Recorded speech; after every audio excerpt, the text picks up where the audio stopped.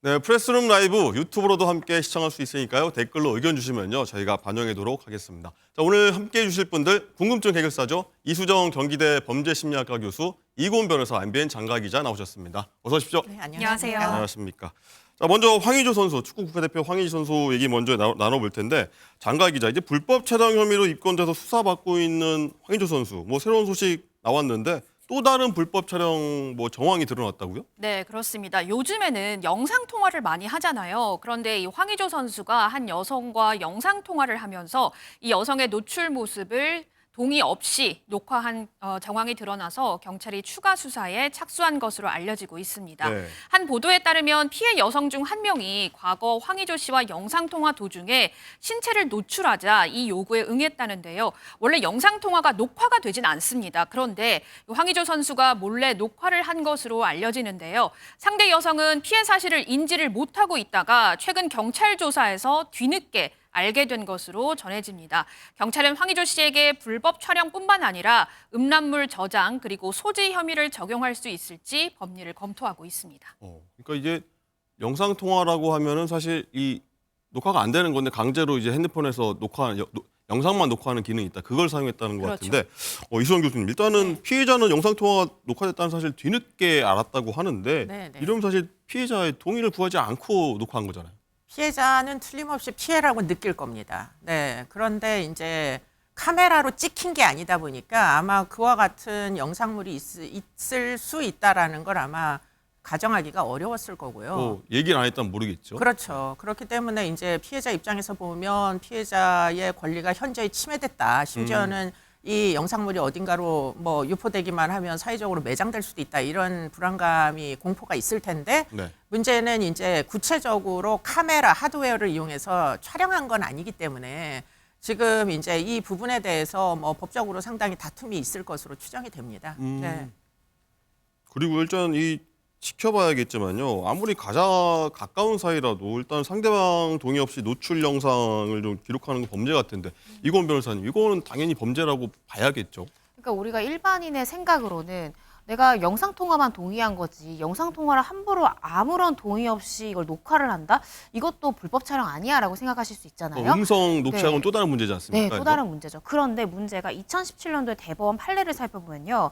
이 카메라 등 이용 촬영죄가 성폭력 처벌법 14조 1항이 적용이 돼야 되는 것인데 네. 14조 1항의 규정을 살펴보면 카메라 등 이런 기계 장치를 이용해서 성적 수치심을 유발할 수 있는 다른 사람의 신체를 의사해반해서 촬영해야 성립하는 범죄예요.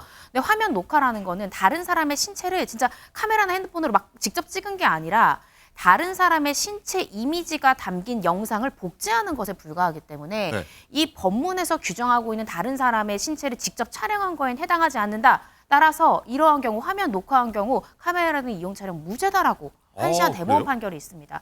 그래서 경찰에서도 지금 당장 어떤 죄가 성립한다라기보다는 성립 여부를 검토하고 있다라고 지금 언론 발표를 하고 있는 것 같아요. 그러면 이게 카메라 등 이용 촬영으로 현행법 혹은 현행 이제 법원의 기준에서는 처벌이 안 된다고 하면 그러면 이 영상물을 소지하고 저장한 것은 음란물 소지죄에 해당하냐? 네. 이게 또 문제가 될 수 그렇죠. 있습니다. 하급식 판결이 갈립니다. 이 경우에는 카메라 등 이용 촬영은 대법원 판례 요지에 따라서 그 촬영죄는 성립이 되지 않지만 음란물 소지로 인정한 판례도 있고요. 아니다. 음란물 소지죄에도 해당하지 않는다라고 판시한 그런 판결도 있습니다. 왜 그런 거 하니? 이 음란물 소지죄에서 말하는 음란물에 해당하려면 그 해당 법 14조 1항에서 얘기하는 의사에 반한 촬영물이든지 아니면 촬영 자체는 동의했지만 이걸 의사에 반해서 유포한 영상 그 두 가지의 경우에 해당해야만 이걸 소지하거나 시청하거나 저장하거나 이런 걸 처벌할 수 있는데 현행 문헌을 엄격하게 해석하면 음란물 소지죄에도 해당하지 않는다는 하급심의 판례가 있습니다. 근데 저는 이 부분이 참 문제가 있다고 생각이 드는 게 카메라 등 이용 촬영은 성립하지 않는다. 그런데 소지만 인정한다? 이거는 물건을 훔친 건 처벌하지 않는데 훔친 물건을 가지고 있는 건 처벌한다라는 거잖아요. 이게 어떻게 생각하면 국회에서도 이 부분에 대한 개정이 저는 필요하다라고 생각이 듭니다. 개정 전까지는 법원에서도 요즘 시대가 많이 바뀌었잖아요. 2017년도 아니고 요즘 다 스마트폰 쓰잖아요. 예.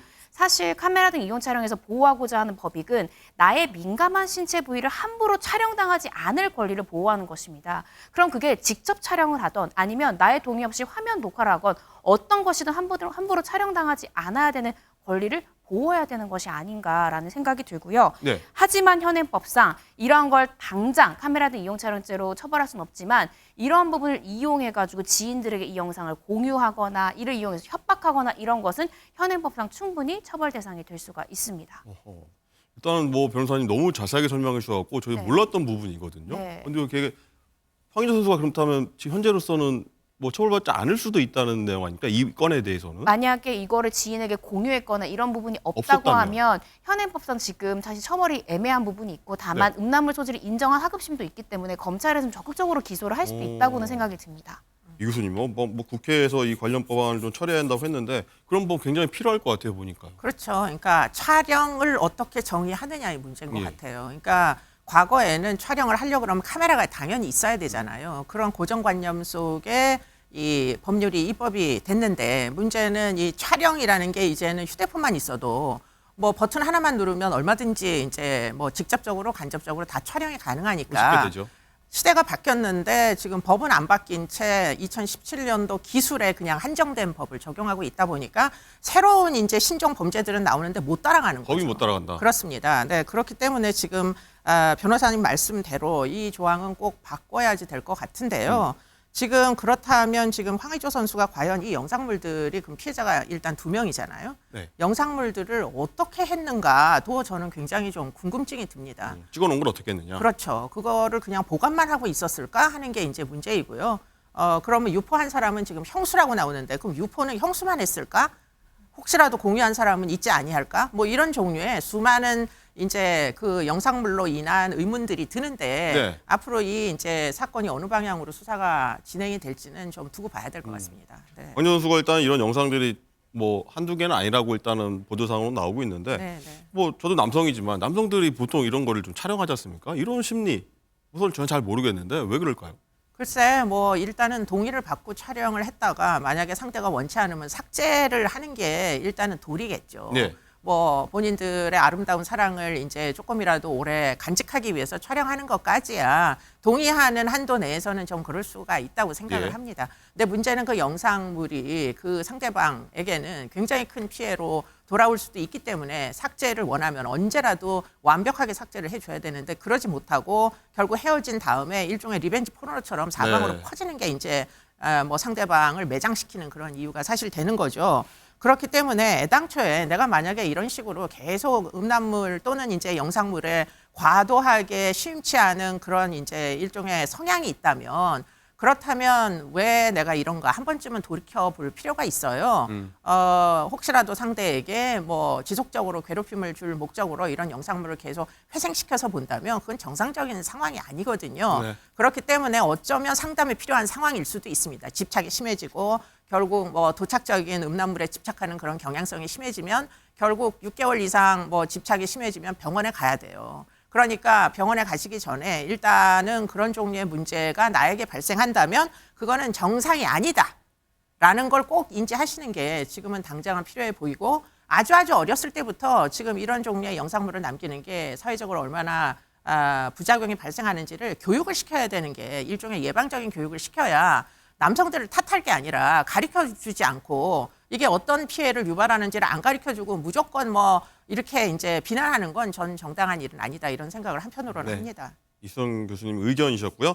자, 이건 변호사님, 일단 황의조 선수는 축구협회로부터 이제 자격 정지, 국가대표 자격 정지 징계는 받았습니다. 일단은 수사 상황 현재까지 어떤지도 좀 정리 좀 해주시죠. 네, 경찰에서는 이 불법 촬영 혐의 관련해서 디지털 포렌식 거의 다 완료했다라고 밝혔고요. 네. 이 부분에 대해서 황 씨의 추가 조사가 지금 필요한 상황이기 때문에 조만간 일정을 조율해서 추가 조사할 계획이다라고까지 밝혔습니다. 다만 이 경찰 관계자는 지금 진행 중인 상황이라 구체적인 진행 내용을 공유드릴 수는 없지만 제법 탄탄한 증거를 확보했다라고 지금 발표하고 있고요. 황의조 선수 지금 경찰, 검찰, 특히 검찰당에서 불기소 처분을 받아야만 국가대표에 선발될 수 있는 그런 상황입니다. 네. 만약에 기소돼서 재판받게 될 경우에는요. 국가대표의 자격을 영구 박탈당할 위기에 처했습니다.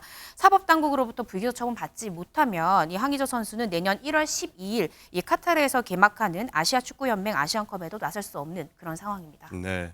황의조 선수 그냥 국가대표라고 하면 그냥 공인 아닙니까? 그래서 뭐 들어오는 소식들 제가 앞으로 계속 전달해 드리도록 하겠습니다.